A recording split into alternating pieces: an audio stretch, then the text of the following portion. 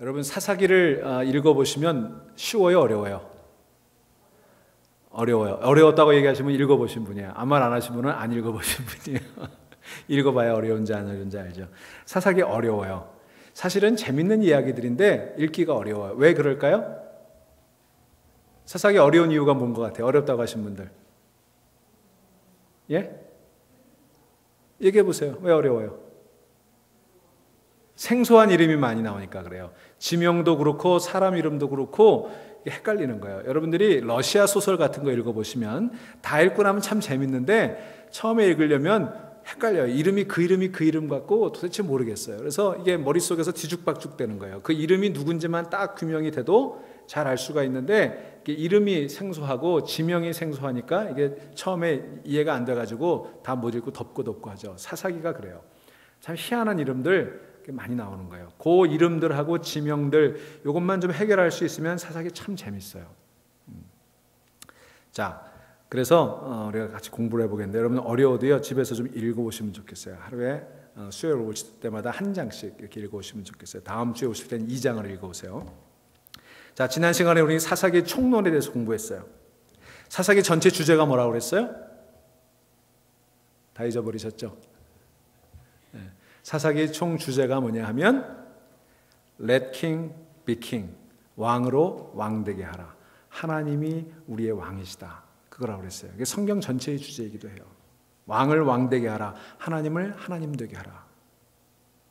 이 주제는요 오늘 우리들의 과제이기도 합니다. 어떻게 인간이 인간일 수 있고 교회가 교회 될 수 있는가? 그것은 하나님이 하나님 될 때 인간이 인간이 되고 교회가 교회 되는 거예요. 자, 사사기는 지금부터 약 3,400년 전 아득한 고대 중동 팔레스타인 지방에서 일어난 일이에요. 가나안을 정복해 가던 그런 이야기입니다. 그게 오늘 우리와 무슨 연관성이 있을까? 3,400년이나 흘렀고 지역도 멀리 떨어진 오늘 우리들에게 무슨 의미가 있을까? 여러분 히브리 사람들은요, 이스라엘 사람들은 이 사사기를 옛날 이야기라고 하잖아요. 역사책이라고 하잖아요. 이것을 전기 예언서다 이렇게 얘기해요. 무슨 얘기냐 하면 하나님은 이 사사기를 통해서 우리에게 주시고자 하는 말씀이 있다는 거예요. 오늘 우리 상황에도 말씀하고 계시다는 거예요. 중요한 교훈이 있다는 거예요. 여러분 역사는 예언이에요. 우리가 역사를 보는 것은 과거의 이야기를 단순히 흥미롭게 알기 위해서가 아니라 과거에 비추어서 오늘을 보기 위한 거잖아요. 이 사사기는요 예언서예요. 오늘 우리들에게 주시는 말씀이에요. 자, 사사기 1장 1절을 보면 여호수아가 죽은 후에라고 그 상황의 시작을 얘기합니다. 배경이에요. 여호수아가 죽은 후에. 그리고 지난주에 살펴본 대로 21장 25절에 보면은 그때에 이스라엘에 왕이 없었다라는 말로 끝나요. 자, 여호수아서가 여러분 우리 사사기 전에 여호수아서죠. 여호수아서를 읽어보시면 여호수아서가 여호와의 종 모세가 죽은 후에 이렇게 시작이 돼요. 비슷하게 시작이 되죠. 여호수아서가 여호와의 종 모세가 죽은 후에라고 시작되는 것처럼 사사기는 여호수아가 죽은 후에라는 말씀으로 시작을 합니다. 여러분 잘 보세요. 한 사람의 죽음이, 위대한 영웅의 죽음이 곧 하나님의 일의 중단을 의미하지는 않는다는 거예요.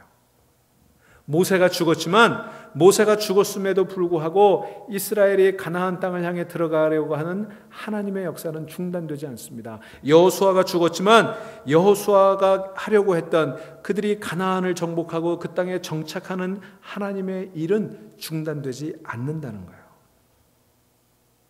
여호수아는 이제 죽어서 이스라엘 백성의 곁을 떠나갔습니다. 그렇지만 가나안 사람들과 싸워야만 하는 그들의 임무는 끝나지 않았어요. 위대한 지도자인 여호수아의 죽음이 가나안 땅을 정복해야 되는 이스라엘 백성의 임무를 중단시킬 수 없다고 하는 것입니다.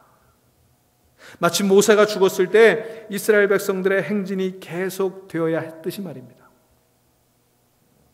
여러분 그래서 사사기에 나타나는 주인공은 언제나 하나님이세요.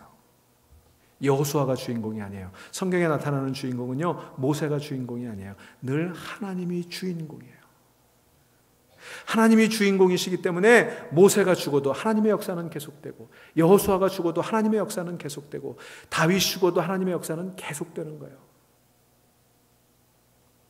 그것을 오늘 우리의 현실과 연결시켜 보면 내가 실패해도 나를 통해서 하나님이 이루시려고 하는 하나님의 역사는 실패하지 않는다는 거예요. 여러분 살다 보면 실패할 때가 있죠. 좌절할 때가 있죠. 모든 것이 다 끝난 것처럼 여겨질 때가 있죠. 내가 실패했다고 내 삶이 끝나는 거 아니에요. 왜냐하면 내가 내 인생의 주인이 아니기 때문에 그래요. 굉장히 중요한 메시지예요, 여러분. 여러분 인생의 주인이 여러분이 아니에요. 그래서 내가 연약해도 나는 실패하지 않습니다. 내가 부족하다고 해서 내가 망하지 않는 거예요. 하나님이 주인이심을 여러분이 믿는다면, 그 하나님께 여러분의 인생을 맡긴다면 여러분은 어떤 처지, 어떤 형편에 처하더라도 하나님이 여러분의 삶을 이끌어 가실 줄로 믿습니다. 여러분, 하나님의 계획은 어떤 인간 영웅에 의해서 제한받지 않는 거예요. 비록 그 지도자가 죽는다고 하더라도 하나님의 계획은 다른 사람을 통해서도 계속해서 이루어져 가는 거예요. 그래서 사사기는 인간 영웅전이 아니에요. 플루타크 영웅전 같이 인간 영웅의 이야기가 아니에요. 훌륭한 사사들의 이야기가 아니라 그들을 훌륭하게 만든 하나님의 이야기예요. 철저히 하나님이 얼마나 위대하시고 얼마나 사랑이 많으신가를 우리에게 보여주는 그런 말씀이에요.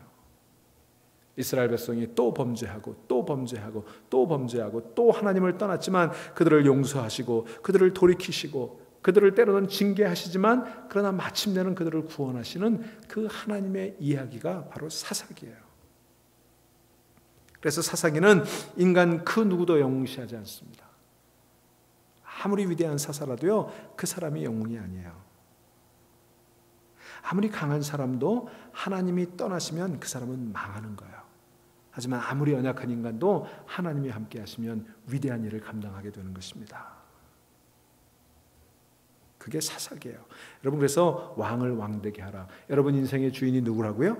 하나님이에요. 오늘 찬송 불렀죠. 내가 주인 삼은 모든 것 다 내려놓고 주님만이 내 인생의 주인 되게 하시고 주님만이, 여호와만이 내 인생의 왕이 되게 하시기를 주의 이름으로 축원합니다.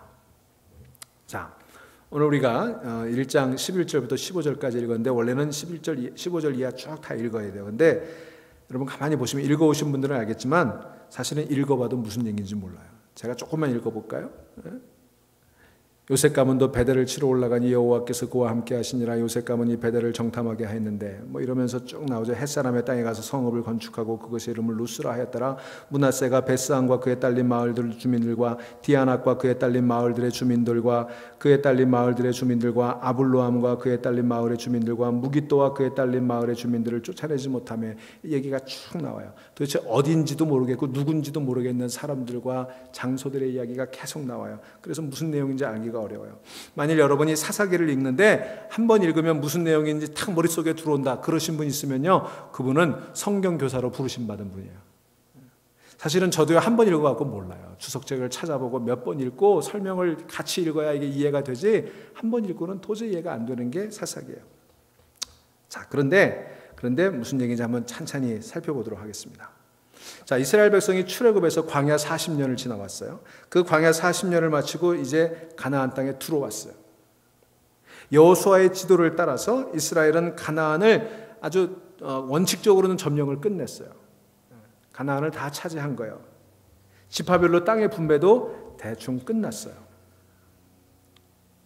자, 이제는 구체적으로 하나님의 승리를 확인하고 부분적으로 남은 잔당들을 다 진멸하기만 하면 모든 일이 끝나는 그런 상황에 이르렀습니다.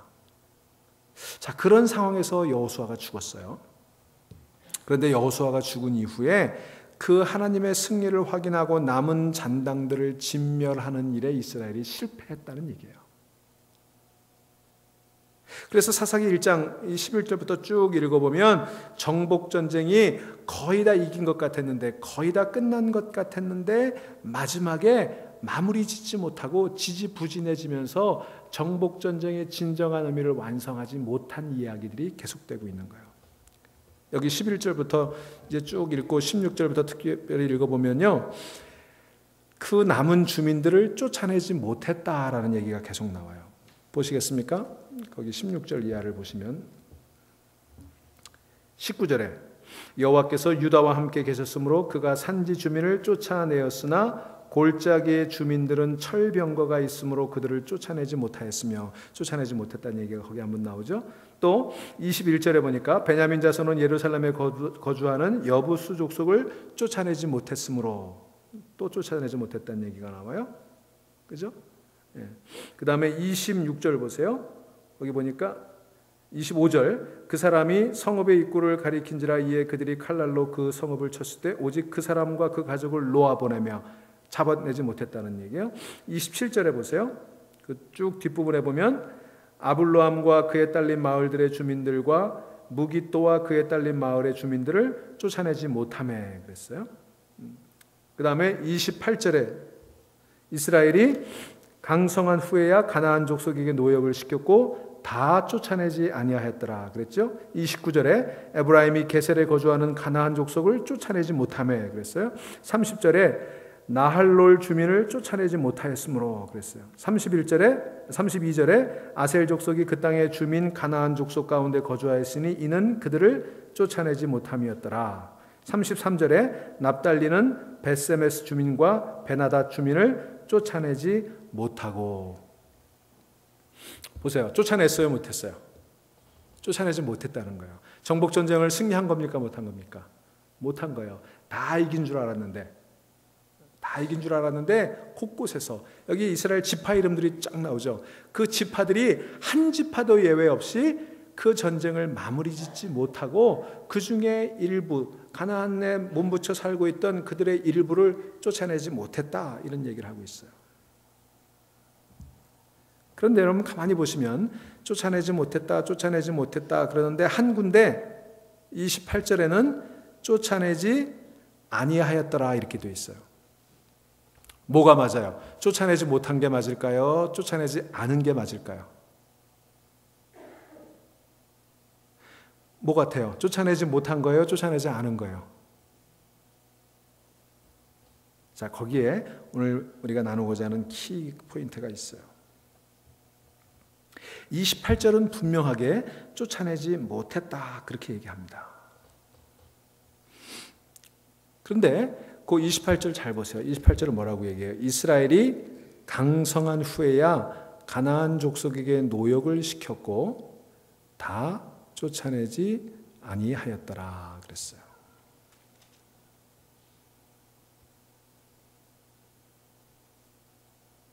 그 다음에 19절에 보세요. 여호와께서 유다와 함께 계셨으므로 그가 산지 주민을 쫓아내었으나 골짜기의 주민들은 철병거가 있으므로 그들을 쫓아내지 못했다. 이 두 개의 상반되는 표현이 나오는 거예요. 사실은요, 쫓아내지 못하기도 했고 쫓아내지 않기도 했어요. 다시 말하면 이스라엘이 가나안 부족을 쫓아내지 않은 것은 결코 힘이 없어서는 아니었습니다. 쫓아낼 수 없었던 게 아니었어요. 오히려 쫓아내기 싫었어요. 그들과 함께 살고 싶었어요. 그들을 거기 그냥 그대로 두고 싶었어요.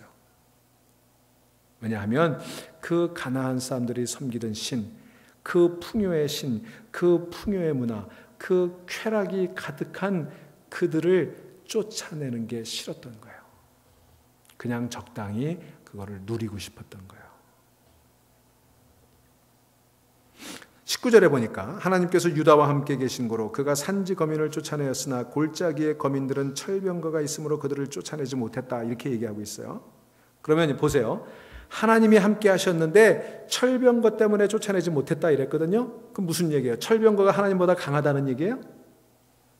그런 논리가 되죠. 하나님이 함께 하셨는데 철병거 때문에 그들을 쫓아내지 못했다. 여러분, 하나님이 철병거를 쫓아내지 못하시는 분이에요? 아니죠. 철병거쯤은 가볍게 물리칠 수 있는 분이 하나님이시잖아요. 그런데 철병거 때문에 쫓아내지 못했다라고 하는 말은 철병거가 이스라엘 백성들의 눈에 매력적으로 보였던 거예요. 그래서 그들을 쫓아내지 않은 거예요. 철병거가 여호와보다 강해서가 아니라 가나안의 살물인 철병거가 너무 마음에 들어서 그것을 만들 수 있는 그런 기술과 그런 문화를 가지고 있는 그들을 쫓아내기가 싫었던 거예요. 하나님이 철병거에 진 게 아니라 이스라엘 백성들이 그 철병거의 마음을 빼앗겨버린 거예요. 이 말은 이 세상의 힘과 가치가 주는 매력이 그만큼 강하다는 것을 애들로 표현하고 있는 거예요. 여러분, 세상이요 매력적이에요. 그거 아세요? 여러분, 교회가 매력적이에요? 세상이 매력적이에요? 세상이 매력적이에요. 하나님께서는 저들을 진멸하고 다 쫓아내라고 하셨지만 그 말씀에 불순종하면서까지 저들을 남겨두고 싶은 마음이 들 정도로 그 매력이 강했다는 거예요. 여러분, 우리들도 그렇죠. 우리들도요 세상을 은근히 부러워합니다. 그래서 예수를 믿고 난 이후에도 적당히 세상적인 것을 우리들 삶 가운데 남겨둬요. 다 몰아내야 되는데, 다 씻어야 되는데 적당히 그것을 우리 삶 속에 남겨두는 거예요. 그래서 한 발 거기다 이렇게 담그고 있어요. 이러저런 이유를 들어서 그게 담겨두는 거예요. 사랑하는 여러분, 하나님 나라의 백성들인 우리들은 하나님만 사랑하고 하나님만 의지해야 되는 존재들이에요. 그렇지 않고 세상의 다른 것을 의지하게 될 때 우리들은 하나님의 진노를 입게 되는 거예요. 하나님은 세상과 하나님을 동시에 섬기는 걸 용납하지 않습니다. 그럴 수 없다고 말씀하시는 거예요. 세상 우상과 하나님을 함께 섬길 수가 없는 거예요. 하나님은 질투하시는 하나님이에요. 우리가 세상을 섬기고 세상에 적당히 발을 담궈두고 있을 때 하나님은 우리에게 진노하세요. 하나님은 당신의 백성들, 이스라엘 백성들에게 가나안 정복 전쟁이라는 것을 통해서 바로 그것을 가르쳐주고 싶었던 거예요. 만일 단순히 하나님이 원하시는 게 이스라엘 백성들을 가나안 땅에 들여보내서 거기서 잘 먹고 잘 살게 하는 것이 하나님의 목적이었다면 이렇게 정복 전쟁 같은 거 하지 않도록 하셨을 거예요. 여러분, 그런 거라면 하나님 혼자서도 하실 수 있잖아요. 여러분, 당시에는 사람이 살지 않은 좋은 땅들이 얼마든지 있었어요. 굳이 가나안일 필요가 없어요. 굳이 저들과 싸우면서, 가나안 족속들과 싸우면서 그렇게 힘든 시간을 보낼 필요가 없었어요. 딴 데 가면 되지. 좋은 땅 많이 있는데. 그런데 왜 굳이 가나안 땅에 들어가서 그 정복 전쟁을 하게 하셨을까? 만일 거기 들어가는 것 그 자체가 또 목적이었다면 가나안 족속들쯤은 하나님 금방 쓸어버릴 수 있었을 거예요. 그냥 이스라엘 백성들 너희들은 보고만 있어라. 그리고는 마치 애굽의 재앙을 내렸던 것처럼 온갖 재앙을 내려서 저들을 다 물리칠 수도 있었을 거예요. 그런데 그렇게 하지 않은 이유가 있어요. 하나님께서는 일부러 철병거와 온갖 무명의 이기로 무장하고 있는 매력적인 가나안 땅으로 당신의 백성들을 들여보내시면서 그러한 것들의 허구성과 부질없음을 당신 백성들에게 가르치고 싶었던 거예요. 그것을 깨닫게 하고 싶었던 거예요. 하나님의 절대성과 하나님 절대 의존의 삶의 필연성을 저들에게 가르쳐 주시기 위해서 그 과정을 겪게 하셨던 거예요. 여러분 보세요. 하나님은요, 당신의 백성들, 그 셈의 후예들에게 저주받은 함이나 가나안 후예들이 세운 땅, 즉 애굽과 가나안을 철저하게 경험하게 하심으로 그들이 어떻게 하나님 앞에서 지리멸렬하게 무너지는가를 경험해 주게 하기를 원하셨어요. 그래서 하나님의 은혜를 입은 셈의 후예들이 왜 저주받은 세상 나라의 원리를 따라 살면 안 되는가를 교훈적으로 보여주고 싶었던 거예요. 그래서 가나안 정복을 허락하셨던 거예요. 그 전쟁을. 이 세상의 매력은 너무나 치명적으로 강해서 인간의 힘으로는 이겨낼 수 없음을 낱낱이 폭로해 주고 싶으셨던 게 하나님의 목적이었어요. 여러분 보세요. 저주받은 함 후예들이나 가나안의 후예들과 축복받은 셈의 후예들이 다를 게 뭐가 있어요? 여기 사사기에 보면 결국은 그들이 아무런 다른 점이 없다는 게 밝혀져요. 축복받은 이 셈의 후예들도 좋은 거 보니까, 풍요로운 거 보니까 거기에 확 마음을 뺏기잖아요. 그 풍요로운 가나안 문화에 쉽게 동화돼 버리잖아요. 사실은 셈의 후예들이나 함의 후예들이나 가나안의 후예들이나 인간적으로 보면 아무런 다를 게 없어요. 다른 게 있다면 뭐가 달라요? 그것은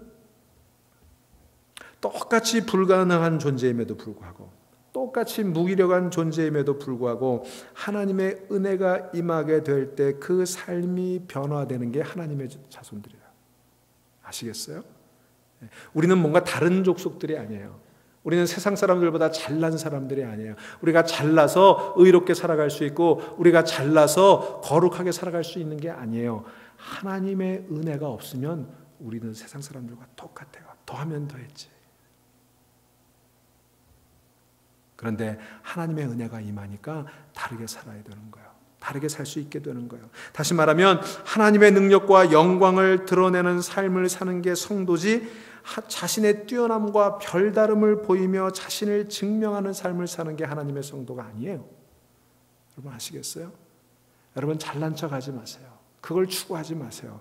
잘나 보려고 애쓰지 마세요. 우리는 절대로 잘날 수가 없는 존재예요. 그냥 우리에게 하나님의 은혜가 임하기를 소망하고 기도하며 살아갈 뿐이에요. 나를 통해서 하나님의 영광과 하나님의 은혜가 나타나도록 나를 비워주는 게 그게 성도의 삶인 줄로 믿으시기를 바랍니다. 자, 그게 오늘 사사기 또 사사기 전체를 통해서 우리에게 보여주는 메시지예요.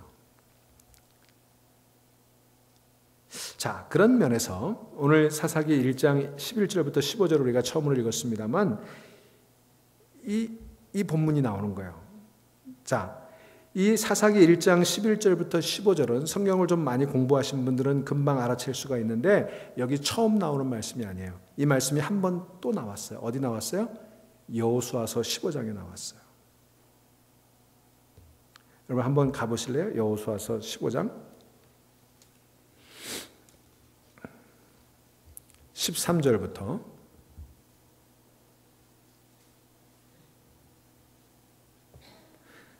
자, 제가 읽어드립니다. 여호와께서 여호수아에게 명령하신 대로 여호수아가 기럇 아르바 곧 헤브론을 유다 자손 중에서 분깃으로 여분네의 아들 갈렙에게 주었으니 아르바는 아낙의 아버지였더라. 갈렙이 거기서 아낙의 소생 그 세 아들 곧 세세와 아히만과 달메를 쫓아내었고 거기서 올라가서 드빌 주민을 쳤는데 드빌의 본 이름은 기럇세벨이라. 갈렙이 말하기를 기럇세벨을 쳐서 그것을 점령하는 자에게는 내가 내 딸 악사를 아내로 주리라 하였더니 갈렙의 아우 그나스의 아들인 온니엘이 그것을 점령함으로 갈렙이 자기 딸 악사를 그에게 아내로 주었더라. 여기까지만 읽어보고 다시 사사기로 가보세요.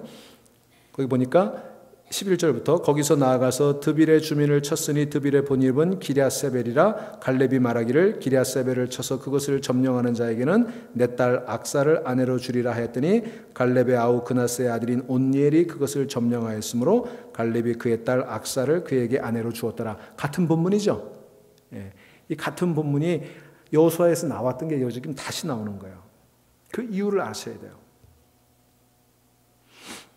왜 똑같은 본문을 여기 다시 반복하고 있는 걸까? 시대가 달라졌어요. 여호수아가 죽었잖아요. 이 여호수아서 15장에 나오는 그 이야기는 여호수아가 살아있을 때 이야기고 여기 오늘 사사기에 나오는 이 배경은 여호수아가 죽은 이후의 이야기인데 왜 시기도 맞지 않은 여호수아가 살아있을 때 있었던 이야기를 여기다 끼워 넣었을까?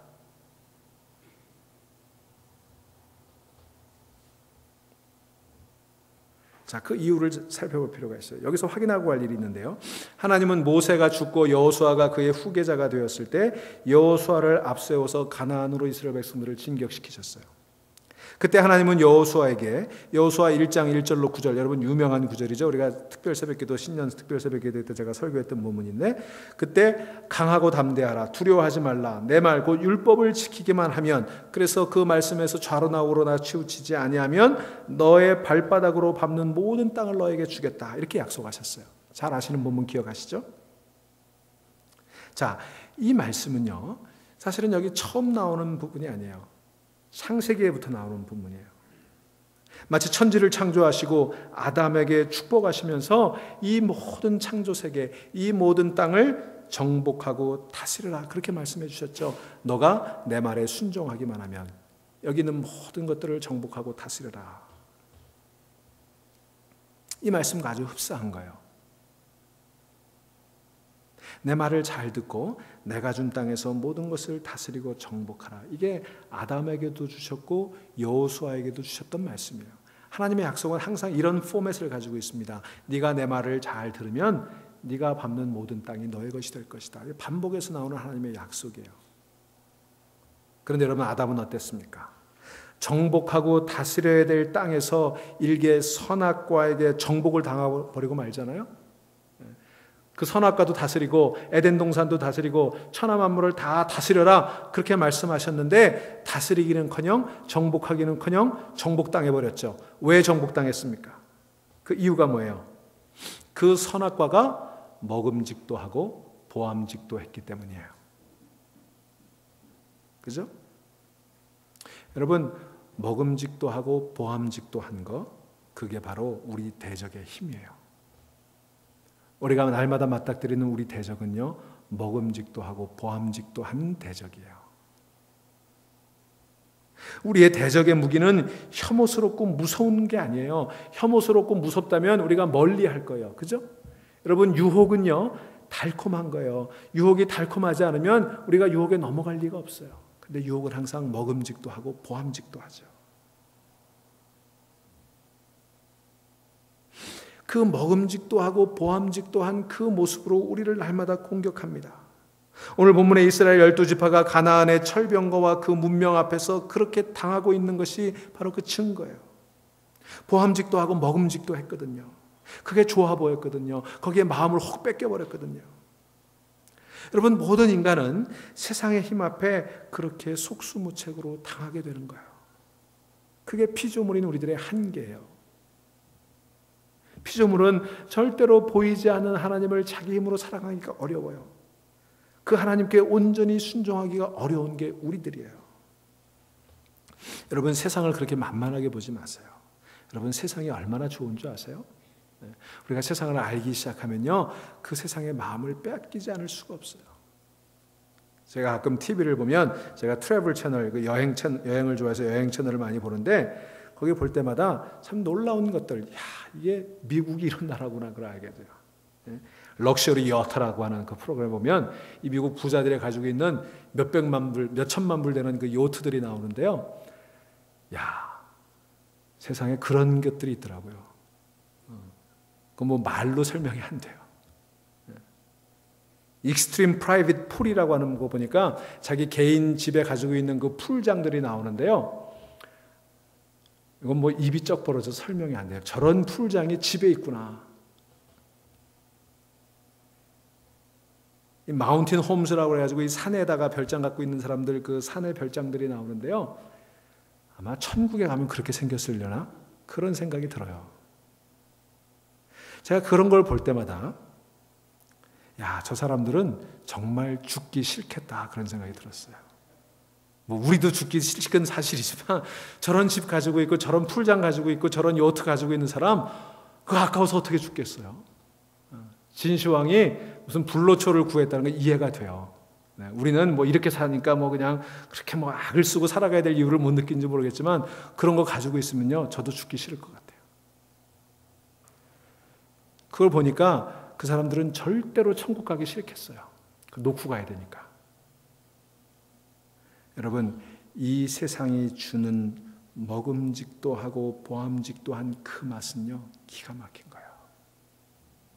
그래서 우리가 피하기가 어려워요. 당하고 마는 거예요. 자, 그런데 그런 유혹에 넘어가지 않는 사람들이 있다는 거예요.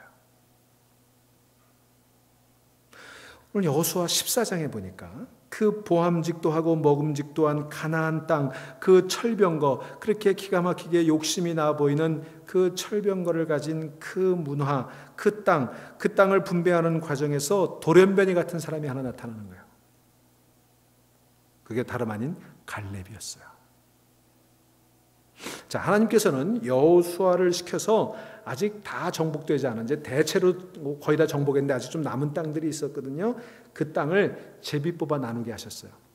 제비를 뽑았다고 하는 거는요, 내 거가 아니라는 거예요. 그죠? 선물로 주는 거예요. 자, 이스라엘 백성들이 그 제비를 뽑았을 때 마음이 두근거렸겠죠? 제발 좋은 땅이 좀 걸렸으면 좋겠다. 여러분, 이걸 한번 생각해 보세요. 우리 이제 선물 같은 거 나눠주는데 제비 뽑아가지고 먼저 뽑은 사람이 이렇게 좋은 거 가져간다. 그럼 여러분 딱 선물 포장된 것만 보면, 아, 저거 좋은 거 같다, 이게 마음에 드시잖아요.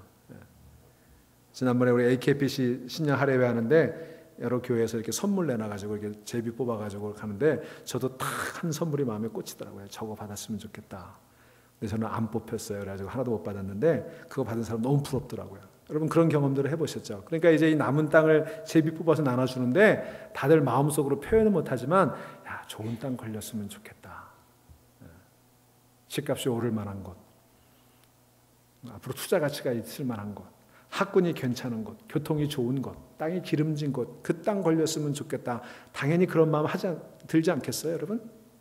자, 그런 마음으로 지금 이제 제비를 뽑는 거예요.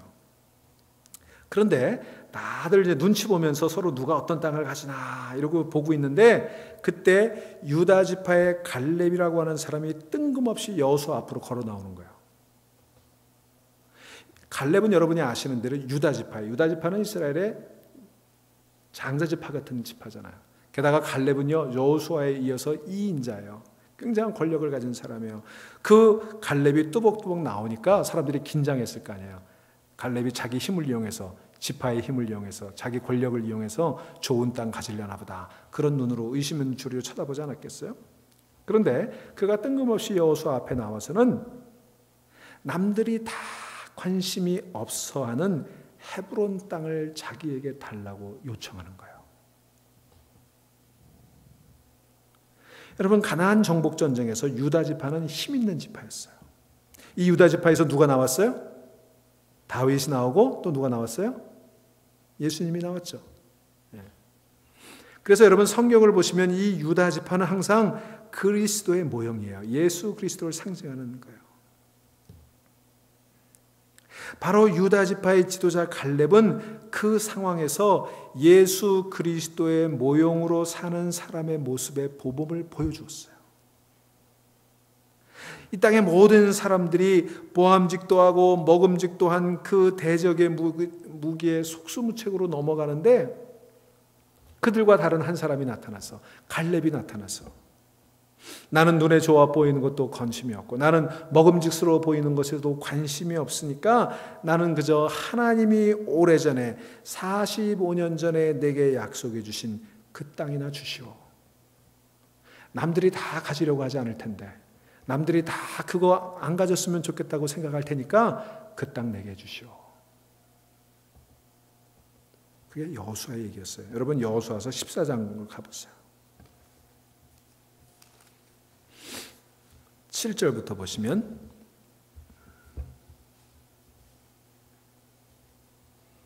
제가 읽습니다. 내 나이 40세에 여호와의 종 모세가 가데스 바네아에서 나를 보내어 이 땅을 정탐하게 하였으므로 내가 성실한 마음으로 그에게 보고하였고 나와 함께 올라갔던 내 형제들은 백성의 간담을 높게 하였으나 나는 내 하나님 여호와께 충성하였으므로 그날에 모세가 맹세하여 이르되 내가 내 하나님 여호와께 충성하였은즉 내 발로 밟는 땅은 영원히 너와 내 자손의 기업이 되리라 하였나이다. 이제 보소서 여호와께서 이 말씀을 모세에게 이르신 때로부터 이스라엘이 광야에서 방황한 이 45년 동안을 여호와께서 말씀하신 대로 나를 생존하게 하셨나이다. 오늘 내가 85세로 돼 모세가 나를 보내던 날과 같이 오늘도 내가 여전히 강건하니 내 힘이 그때나 지금이나 같아서 싸움에나 출입에 감당할 수 있으니 그날에 여호와께서 말씀하신 이 산지를 내게 주소서.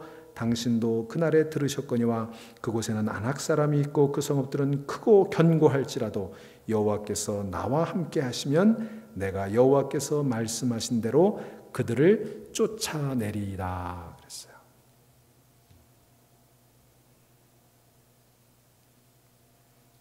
여러분 보세요. 갈렙은 여기서 하나님께서 언약으로 주신 그 땅만을 바라보고 있어요. 보암직도 하고 먹음직도 한 다른 땅이 많았음에도 불구하고 그의 눈에는 하나님이 언약으로 주신 그 헤브론 땅밖에는 보이지 않았던 거예요. 여러분 그게 성도의 삶인 줄로 믿으시기 바랍니다. 세상에 아무리 좋은 것, 아무리 먹음직하고 보암직한 것이 있어도 성도는 하나님이 약속해 주신 그것만 보는 거예요. 그런데 그가 달라고 한 그 헤브론 땅은 어떤 땅이에요? 아낙 사람들이 살고 있었어요. 아낙 사람들은요 가나안 거민 중에도 가장 장대한 거인 족속이었어요. 이스라엘 백성들이 볼 때 그들이 너무 커서 그들이 보기에 그들 눈에 우리는 메뚜기처럼 보였을 거다. 여러분 기억하시죠? 나머지 10지파 대표들의 보고. 그런 땅이었어요. 10중 8구 거기에 올라갔다가는 망하기 일쑤예요. 깨지기 일쑤예요. 점령하기가 힘들었어요. 게다가 그 땅은 별로 쓸모없는 산지였어요.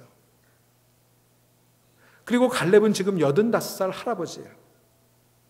그럼에도 불구하고 그 85 노부의 갈렙이 이 12절에 나오는 위대한 고백을 하는 거예요. 그날에 여호와께서 말씀하신 이 산지를 내게 주소서. 당신도 그날에 들으셨거니와 그곳에는 아낙 사람이 있고 그 성읍들은 크고 견고할지라도 여호와께서 혹시 나와 함께 하시면 내가 필경 여호와의 말씀하신 대로 그들을 쫓아내리이다. 아멘. 쫓아낸다는 거예요. 사사기에 보니까 쫓아내지 못했는데 갈렙은 쫓아낸다고 믿는 거예요.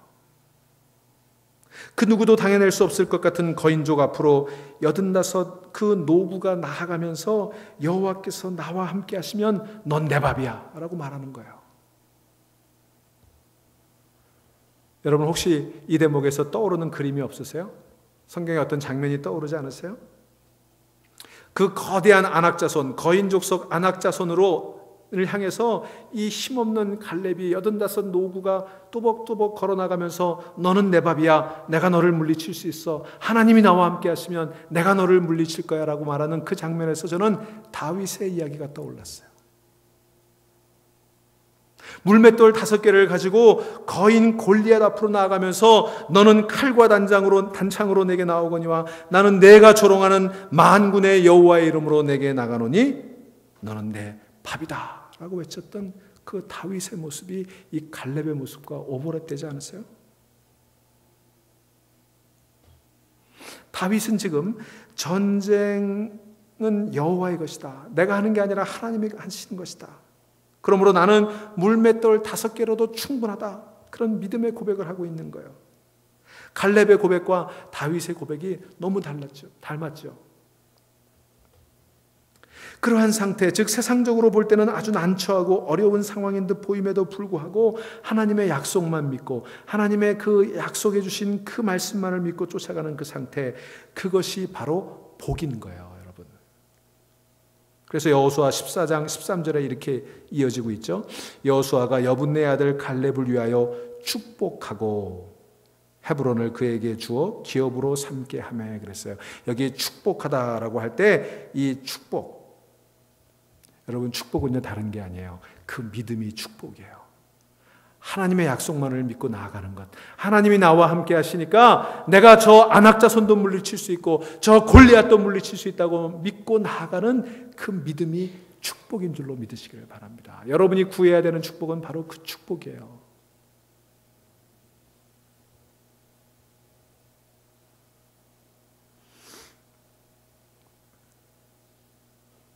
여러분 그 믿음, 갈렙의 믿음이 축복이에요. 다윗의 그 믿음이 축복이에요. 여러분 우리는 축복을 찾고 그렇게 해서 하나님이 주신 그 땅이 축복이라고 생각하는데 그 땅이 축복이 아니에요. 그 믿음이 축복이에요. 그 믿음만 있으면 뭐든지 가질 수 있는 거예요.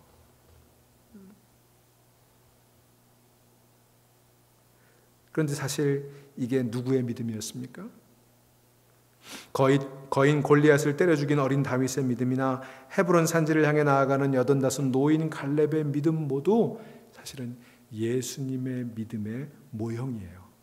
구약 성경은 예수님을 나타내는 거거든요. 이 유다 지파는 예수님의 모형이거든요. 그들 모두는 하나님만이 온전한 왕이시며 왕을 왕으로 삼고 왕을 믿고 의지하며 살아가는 것이 백성된 도리라는 것을 보여주고 있다는 면에서 예수님의 모형이에요. 하나님만 사랑하는 하늘의 성자 예수님은 하늘에서 내려오신 분이기 때문에 이 땅에 먹음직도 하고 보함직도 한 그런 것들을 다 버리셨어요. 그분은 모두들 벌벌 떨며 두려워하는 사망의 힘을 향해서도 너는 내 밥이다 그렇게 조롱하셨던 거예요. 사람들이 다 죽음 앞에 두려워할 때 예수님은 그 죽음을 두려워하지 않으셨어요. 그 죽음이 기다리고 있는 예루살렘을 향해 걸어가셨잖아요. 사람들이 저주라고 여기는 그 십자가를 당당하게 올라가셨잖아요. 너는 내 밥이야. 죽음도 내 밥이야. 그런데 여러분, 그렇게 말씀하신 예수님은요, 이사야서 53장에서 뭐라고 얘기해요? 못생겼다고 그랬어요. 가난했다고 그랬어요. 힘도 없다고 그랬어요. 연한 순처럼 연약하기를 데 없는 분이라고 그랬어요. 그래서 실제로 예수님 세상에 오셔서 항상 세상의 힘에게 당하셨잖아요. 하지만 그럼에도 불구하고 그분은 아버지만을 의지해서 결국은 십자가에 목숨까지 내놓았던 거예요.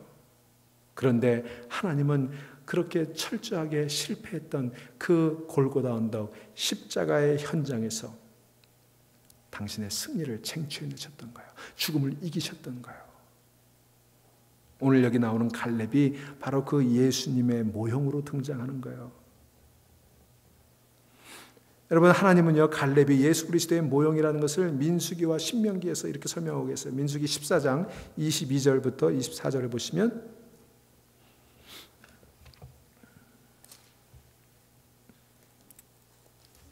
중요하니까 좀 찾아보고 가죠.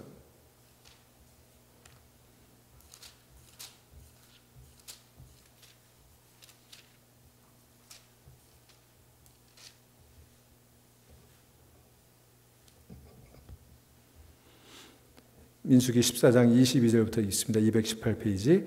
내 영광과 애굽과 광야에서 행한 내 이적을 보고서도 이같이 10번이나 나를 시험하고 내 목소리를 청종하지 아니한 그 사람들은 내가 그들의 조상에게 맹세한 땅을 결단코 보지 못할 것이요 또 나를 멸시한 사람은 한 사람도 그것을 보지 못하리라. 그러나 내 종 갈렙은 그 마음이 그들과 달라서 나를 온전히 따랐은즉 그가 갔던 땅으로 내가 그를 인도하여 드리리니 그의 자손이 그 땅을 차지하리라. 이게 갈렙에게 주신 하나님의 축복이에요.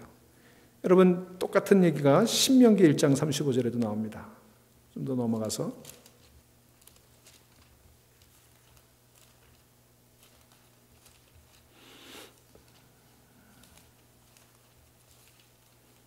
신명기 1장 35절 36절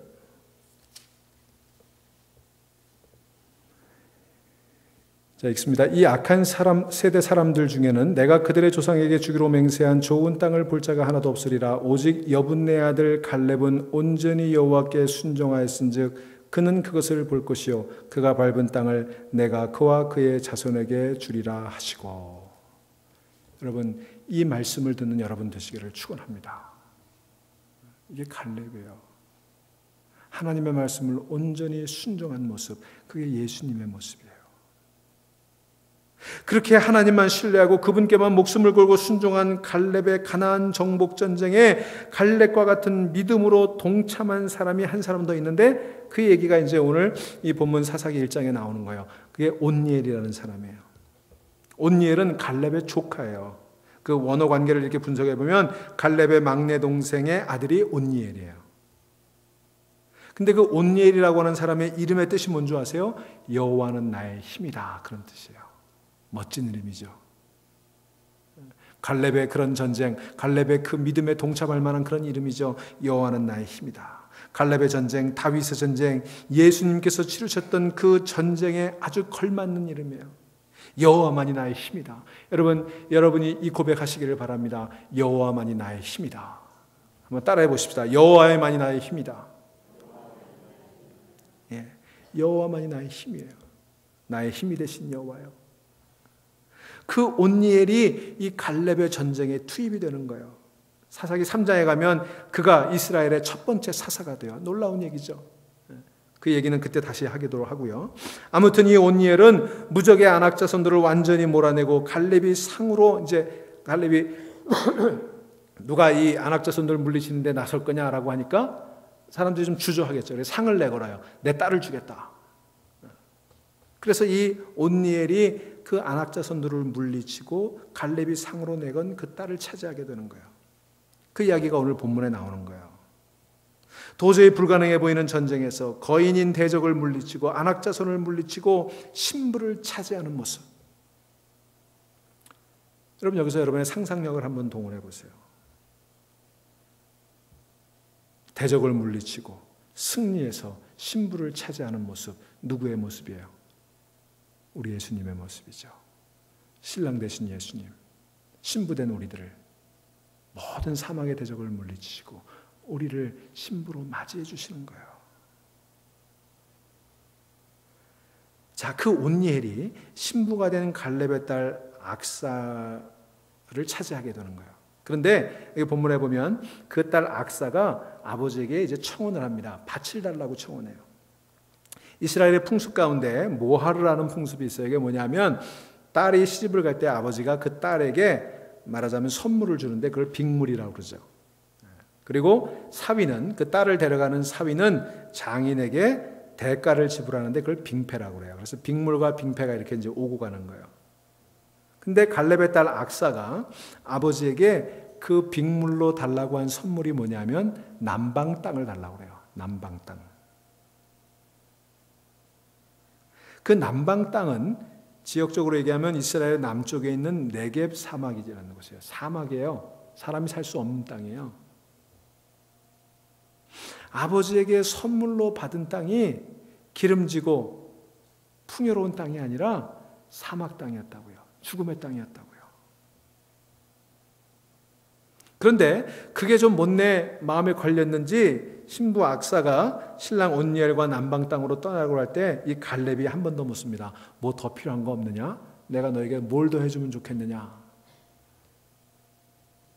그때 악사가요, 아버지에게 복을 달라 그럽니다. 복을 주십시오. 그 복이 바라크라고 하는 거예요. 바라크, 성경에 나오는 복이에요. 근데 그 복의 내용이 뭔지 아십니까? 복을 달라고 하는데 그 복을 달라고 하면서 달라고 한 게 아버지 샘을 주십시오 그랬어요. 샘. 자, 지금 메마른 땅, 사막 땅, 죽음의 땅으로 내려가는 악사가, 그 신부가 그 말라버린 땅을 살릴 수 있는 유일한 게 뭐예요? 샘이죠, 샘. 그 샘을 달라고 그런 거예요. 사랑하는 여러분, 기억하십시오. 그게 바로 이 세상을 살아가는 성도들이 바라고 바라야 될 유일한 복임을 여기서 보여주고 있는 거예요. 여러분, 무엇을 구하실 겁니까? 악사는 다른 땅을 달라고 얘기할 수도 있었을 거예요. 더 기름진 땅, 더 사람이 살만한 땅, 그런 땅을 달라고 할 수도 있을 거예요. 아니면 좀 먹고 살만한 폐물을 달라거나 금은 보화를 달라고 얘기할 수도 있었을 거예요. 무슨 아파트 키를 달라고 할 수도 있었을지 모르겠어요. 자동차 키를 달라고 했을 수도 있을지 모르겠어요. 그런데 여러분, 악사의 관심은요, 보암직도 하고 먹음직도 한 그런 세상 것이 아니었어요. 그런 걸 달라고 그런 게 아니에요. 남방 땅, 죽음의 땅, 메마른 사막 땅, 그 네게브 사막 땅으로 가면서 그것도 괜찮은데 아버지 그 메마른 땅을 살릴 수 있는 샘도 주십시오. 다시 말하면 생수의 근원인 샘을 구하는 거예요. 여러분, 오늘 사사기가 왜 뜬금없이 이 시기도 맞지 않는 이전의 이야기, 여호수아가 살아있을 오래전에 있었던 이 이야기를 이 사사기 1장에 이렇게 끼워 넣었을까? 그 뒤에 이어지는 이야기들을 보면 이스라엘 온 지파가 가나안 땅을 점령하는 일에 실패하고 쫓아내지 못했다는 얘기가 연거푸 나오는 그 앞에다가 이 이야기를 끼워 넣은 이유가 바로 거기에 있는 거예요. 약속의 땅에서의 성도의 삶은 오직 생수의 근원을 바라보는 것을 통해서만 해결될 수 있다. 그 메시지예요. 우리 성도들의 삶은요, 생수의 근원이신 예수를 바라보는 삶이 되어야 한다. 이것을 아주 상징적으로 보여주는 그 사건인 것입니다. 그런데 결과는 어떻게 됐어요? 약속의 땅 안에서의 이스라엘 백성은 무엇을 구하다가 망하고 말았어요? 그 생수를 구하지 않고 정말 하나님만을 바라봐야 되는데 그걸 구하지 않고 먹음직도 하고 보암직도 했던 그 골짜기 주민들의 철병거를 바라보다가 망한 거예요. 그래서 사사기 이 저자는 우리들에게 그거를 환기시켜주고 있는 거예요. 잘 보라는 거예요. 이스라엘 백성들만 볼 뿐만 아니라 오늘 이 사사기서를 읽고 있는 우리들을 향해서도 그걸 좀 보라는 거예요. 먹음직도 하고 보암직도 한 그것을 쫓다가는 망한다는 거예요. 그런데 그것을 쫓지 않고 돈키호테처럼 뜬금없이 하나님의 약속만을 구한 사람, 네겝 땅으로 가면서 샘물을 구한 저들을 한번 보라는 거예요.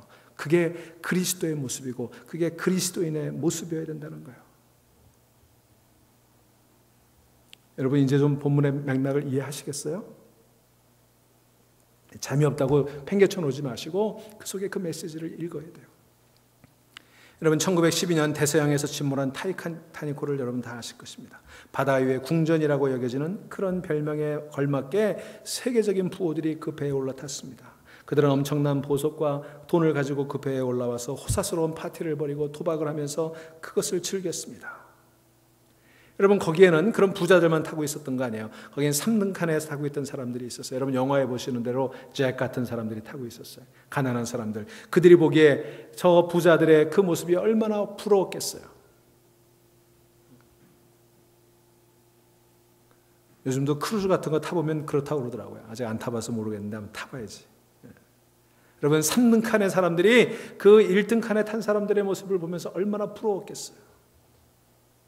그런데 여러분 잘 아시는 대로 그 궁전 같은 배가 무너지죠. 침몰하고 말죠. 자, 그때 그 배가 침몰할 때 부자들에게 그들이 가지고 있던 돈과 보석이 무슨 소용이 있었을까요? 그때 그들에게 필요했던 건 돈과 보석이 아니었어요. 그들에게 필요했던 건 구명조끼와 구명보트였던 겁니다. 그런데 그 구명조끼와 구명보트는 배가 멀쩡히 운항하고 있을 때는 정말 무용지물처럼 보였을 거예요. 아무도 관심을 보이지 않았겠죠. 그러나 여러분, 이 세상이 지금 하나님의 심판에 놓여 있다는 것을 아는 사람은 그 구명조끼와 구명보트보다 더 귀한 게 없어요. 이 배가 침몰할 것이라는 걸 안다면 뭐가 가장 중요하겠어요? 구명보트, 구명조끼 아닐까요? 여러분 잘 알아들으셔야 돼요. 우리가 살아가고 있는 이 세상은요, 언제 침몰할지 모르는 거대한 타이타닉호와 같습니다. 아까 제가 말씀드린 것처럼 아름다운 별장들이 있고 아름다운 풀장들이 있고 아름다운 요트들이 있는 것처럼 보이지만 그러나 곧 침몰하고 마는 거예요. 여러분 좀 시간이 많이 갔지만 마태복음 24장을 가보십시다.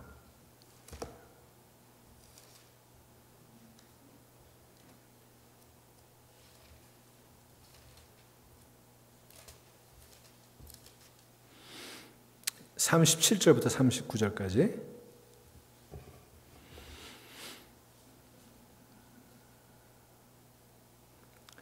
읽습니다. 노아의 때와 같이 인자의 임함도 그러하니라. 홍수전에 노아가 방주에 들어가던 날까지 사람들이 먹고 마시고 장가들고 시집가고 있었으며 홍수가 나서 그들을 다 멸하기까지 깨닫지 못하였으니 오늘과 똑같아요. 인자의 임함도 이와 같으리라. 주님 다시 오신다는 거예요. 그때처럼 심판이 임한다는 거예요. 그때에 두 사람이 밭에 있음에 한 사람은 데려가고 한 사람은 버려둠을 당할 것이요, 두 여자가 맷돌질을 하고 있음에 한 사람은 데려가고 한 사람은 버려둠을 당할 것이니라. 그러므로 깨어 있으라. 어느 날에 너희 주가 임할는지 너희가 알지 못함이니라 그랬어요. 여러분 잘 들으세요. 이렇게 이 세상은 언제 침몰할 줄 모르는 거대한 유람선에 불과합니다. 그러니 여러분이 아무리 많은 밭을 소유하고 있어도, 아무리 넓은 집을 소유하고 있어도, 아무리 많은 금은 보화를 소유하고 있어도 이 세상이 침몰할 때 가져갈 수 있는 건 아무것도 없어요. 그때 필요한 건 뭐예요? 구명조끼뿐이에요. 오히려 그런 것들을 양손에 가득 쥐고 있는 사람은 더 빨리 가라앉을 수밖에 없는 거예요. 그런데 중요한 것은요, 거기 40절 42절에 뭐라고 얘기했어요? 두 사람이 밭에서 일하는데 그 중에 한 사람은 들려 올라가고 한 사람은 버려진다고 그랬어요. 두 사람이 맷돌을 갈고 있는데 한 사람은 버려지고 한 사람은 들려 올라간다고 그랬어요. 여러분 그때 그 순간이 임했을 때 뭐가 중요해요? 누구 밭이 더 컸느냐가 중요해요? 누구 밭이 더 기름졌냐가 중요해요? 누구 맷돌이 더 좋은 맷돌이냐가 중요해요? 누구 맷돌에 더 좋은 거를 갈고 있었느냐 그게 중요해요? 그 맷돌의 내용물이 중요해요? 아니 아무것도 중요하잖아요. 밭의 크기도, 밭의 질도, 맷돌의 질도, 맷돌의 가격도 중요한 게 아무것도 없어요. 그때 중요한 건 뭐예요? 들려 올라가느냐 남느냐밖에 없는 거예요.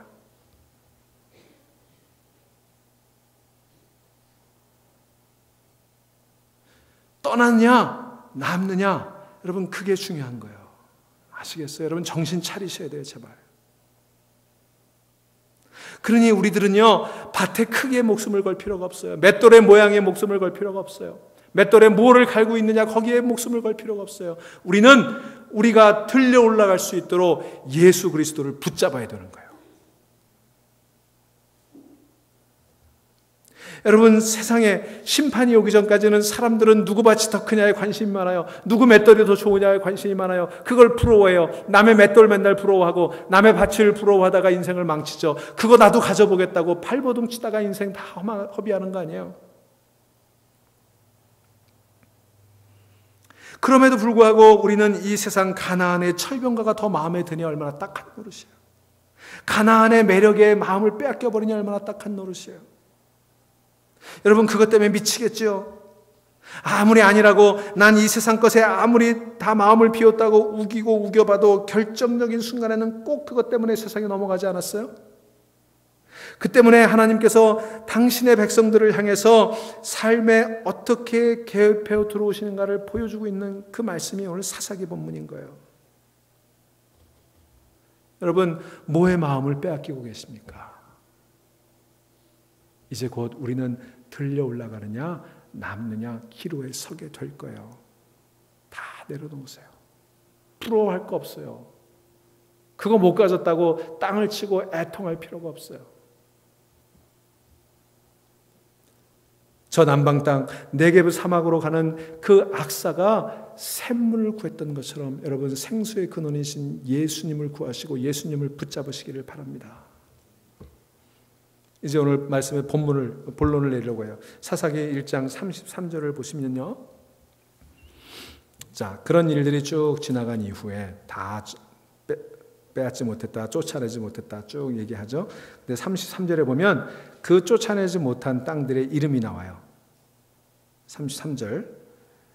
납달리는 벳세메스 주민과 베나닷 주민을 쫓아내지 못하였고, 그랬어요. 벳세메스와 베나닷이 나오죠. 또 35절에는 헤레스산과 아알론과 사알빔에 거주하였더니 요셉의 가문의 힘이 강성하며 아므리 족속이 마침내는 노역을 하였으며, 그렇게 나오죠. 여기 벳세메스라고 하는 지명은 태양의 집이라는 뜻이에요. 베나닷이라고 하는 것은 아낫 여신의 집이라는 그런 뜻이에요. 그리고 35절에 나오는 헤레스는 태양의 산이라는 뜻이에요. 자, 이름들 흥미롭죠? 태양의 집, 아낫 여신의 집, 태양의 산. 무슨 얘기예요? 가나안 땅을 점령하는 데 실패한 것은 단순히 그 땅을 점령하는 데 실패했다는 얘기가 아니에요. 단순히 전투에서 실패했다는 얘기가 아니에요. 우상을 타파하고 그 가나안 모든 문화를 쓸어버리라고 하는 그 거룩한 전쟁에서 실패했다는 걸 얘기해요. 영적인 전쟁에서 진 거예요. 그게 바로 우리들의 모습이라는 거예요. 그래서 하나님께서 그런 우리들의 삶에 우리를 사랑하시기 때문에 우리가 그런 것에 마음 빼앗기고 그 전쟁에 실패해서 영적으로 죽어가고 보암직도 하고 먹음직도 한 그것에 우리 다 모든 걸 빼앗길까 봐 우리 삶에 경각심을 주시고 간섭하시는 게 바로 그게 고난이에요. 여러분, 이제 왜 우리 삶에 고난이 오시는지 아시겠어요? 그러니까 성도의 고난은요, 자신이 얼마나 보잘것없고 연약한 존재인지를 폭로당하는 현장에서의 고통과 그 고통을 치고 들어오시는 하나님의 간섭을 의미하는 거예요. 이제 고난의 의미가 뭔지 아시겠죠? 여러분, 기억하시기 바랍니다. 하나님이 나를 지켜주신다고 하는 것은요, 하나님의 지키심이라고 하는 것은 내가 아무런 고난도 겪지 않고 무사태평한 삶을 살 수 있도록 나를 온실처럼 지켜주신다, 그런 의미가 아니에요. 하나님은 때로 나를 정말로 지키시기 위해서, 나를 무너뜨리려는 그 보암직도 하고 먹음직도 한 세상 문화로부터 나를 지키기 위해서 나를 고난의 현장으로 밀어 넣으시는 거예요. 남방 땅으로 가게 하시는 거예요. 나를 때로 실패하기도 하시는 거예요. 그게 하나님의 진정한 지키심이에요. 여러분, 고난이 하나님의 지키심인 줄로 믿으시기를 바랍니다. 그래야 우리를 지켜주는 거예요. 우리가 망하지 않도록 지켜주시는 거예요.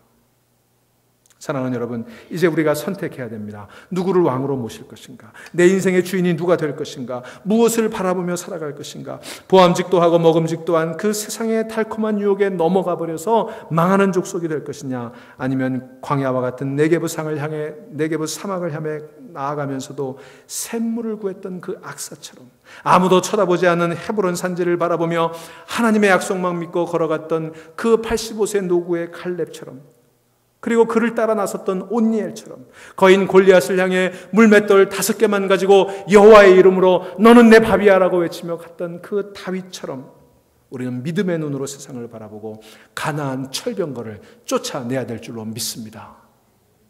그 가나안 철병거를 쫓아내느냐 아니면 그것을 품고 살아가느냐 여러분의 선택에 달려 있습니다. 우리 조용히 묵상하며 기도하십시다.